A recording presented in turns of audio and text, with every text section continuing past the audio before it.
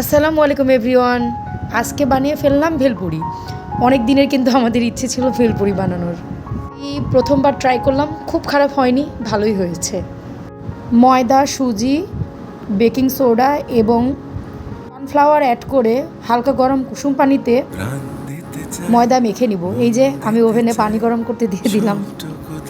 আমাদের পানি গরম করা শেষ, এখন সব মিক্স করে নিচ্ছি ভালোভাবে। ময়দা মাখিয়ে কিছুক্ষণ যদি রেস্টে রাখেন তাহলে ভেলপুরিটা ভালো ফুলবে। বাট আমরা আজকে রেস্টে রাখতে পারি নাই, আমার বোন খাওয়ার জন্য খুব জেদ শুরু করেছে। আমার বোন এত পরিমাণ ফুচকা খায়, ওর প্রতিদিন একবার করে ফুচকা না খেলে হবেই না।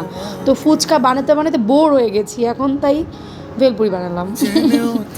এই তো ভেলপুরি বানানো শেষ, এবার ভাজার পালা। ভাজতেছি, ভাজাও শেষ, এবার খাওয়ার পালা।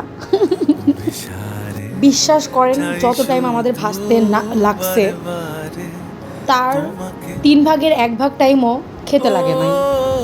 2 মিনিটে সব শেষ। এত মজা হয়েছে, এত টেস্টি যা আপনারা ছবিতে ভালো করে দেখলেই বুঝতে পারবেন, ভিডিওতে। অনেক ক্রিস্পি হয়েছে, আর আমরা একটু স্পাইসি লাভার, খুব ভালো হয়েছে। আজকে এই পর্যন্ত, বাই বাই।